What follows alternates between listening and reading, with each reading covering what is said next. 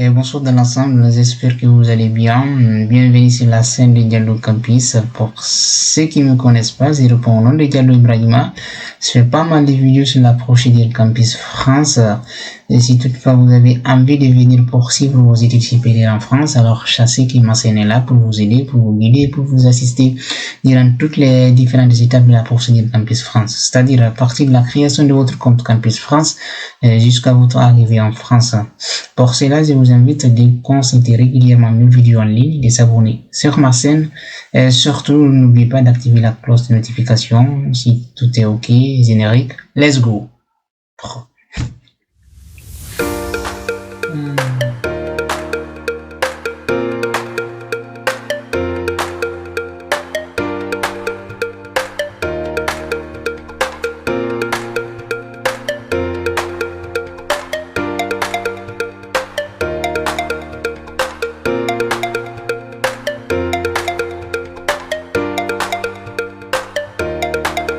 Au cours de cette vidéo, nous allons aborder un sujet très important, un sujet dont on n'arrête pas à me demander chaque fois. Et si tu veux savoir de quel sujet nous allons aborder au cours de cette vidéo, je t'invite donc à rester jusqu'à la fin de la vidéo. Et si tu n'es pas encore abonné jusqu'à présent, je t'invite aussi à t'abonner maintenant. Au cours donc de cette vidéo, nous allons aborder comment rédiger une lettre de motivation.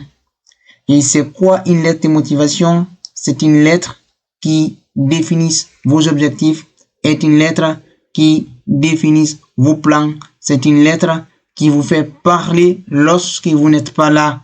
Par exemple, lorsque vous allez terminer votre entretien Campus France, ils vont transmettre vos dossiers aux différentes universités que vous avez choisies.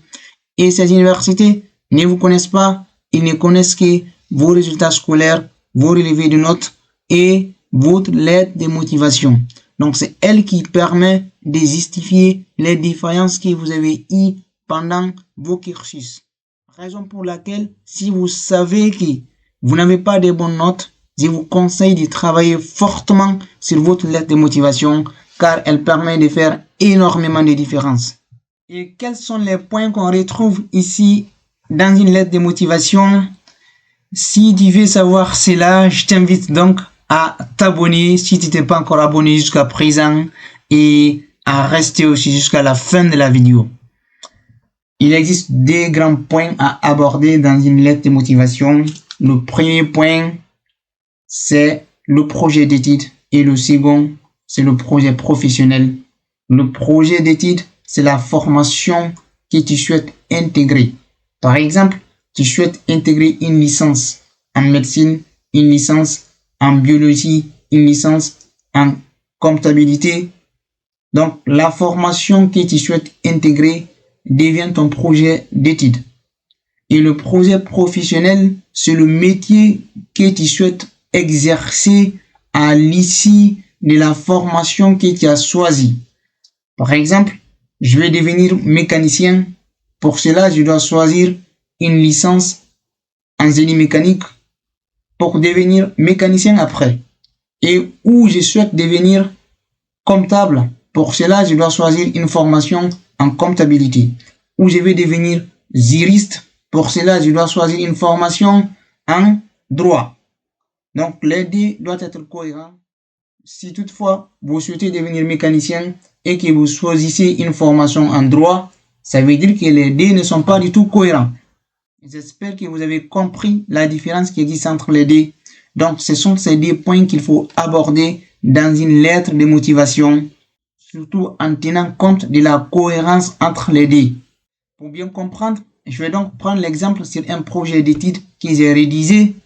Comme ça, on va essayer de traiter cela ensemble et après, vous pouvez vous référer de cela pour construire votre propre projet d'études et professionnel.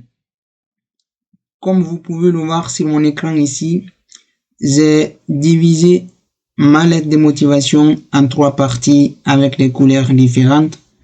La première partie en bleu qui est là représente ici mon projet d'études et cette seconde partie en jaune représente mon projet professionnel Et cette dernière partie en vert représente la raison qui m'a poussé à choisir l'université.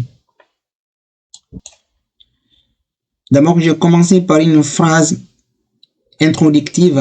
J'ai l'agréable plaisir de venir très respectueusement auprès de votre haute autorité par la présente lettre afin de vous faire connaître les raisons de ma motivation pour le choix porté en votre université. Donc là, c'est juste une phrase introductive. Après, j'ai essayé de me présenter un peu en bas. Je suis actuellement titulaire d'un diplôme de tel, concentration, production telle, de l'Institut supérieur agronomique tel, Valérie Giscard d'Estaing de Farana. Donc là, c'est juste une petite présentation que j'ai faite avant de rentrer dans le but du sujet. Ensuite, je suis rentré dans le but du sujet. Je souhaiterais intégrer la licence des mentions sciences de la vie et de la terre dispensée au sein de votre université pour différentes raisons.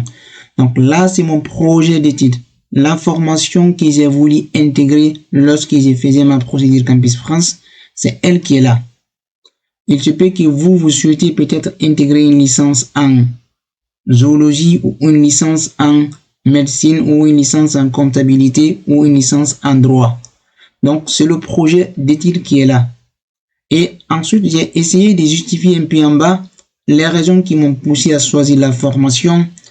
Premièrement, cette formation me permettra d'avoir des connaissances scientifiques larges et diversifiées dans le domaine de l'environnement et cela me permettra également de poursuivre mes études en master gestion de l'environnement, parcours gestion de la biodiversité dans les écosystèmes terrestres. Si vous avez bien remarqué sur ce projet d'études, j'ai montré qu'à l'issue de cette licence sciences de la vie et de la terre, je souhaite également poursuivre ma formation en master. Pourquoi je l'ai fait? Parce que le métier que moi j'ai voulu exercer après nécessite des études supplémentaires en master.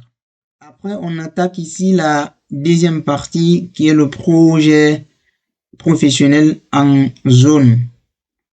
Dernièrement, à l'issue de cette formation que j'ai choisi précédemment, la licence sciences de la vie et de la terre et aussi le master gestion de l'environnement, je pourrais exercer un métier d'ingénieur de l'environnement naturel et urbain dans un centre de recherche environnementale de renommée pour être en première ligne dans la bonne gestion de l'environnement. Je serai capable de servir et appliquer ces connaissances dans un avenir proche dans l'un de ces centres. Donc, j'ai ici précisé le métier que je souhaite faire à l'issue de mon projet d'études, à l'issue de ma licence sciences de la vie et de la terre et du master que j'ai choisi. J'ai aussi précisé les organismes dans lesquels je serai amené à travailler après. Sur cette dernière partie en vert, j'ai donc précisé les raisons qui m'ont poussé à choisir l'université. Comme vous pouvez le voir, j'ai choisi votre université car elle propose le master que je souhaite intégrer. À ce niveau, je n'ai rien inventé, j'ai juste fait des recherches sur les formations proposées par l'université et j'ai vu que l'université propose le master que je souhaite intégrer à l'issue de la licence. Raison pour laquelle je l'ai précisé juste ici. Surtout, ne prenez pas intégralement ce que j'ai mis sur mon projet d'étude. Essayez de vous référer de cela pour construire votre propre projet d'étude et professionnel.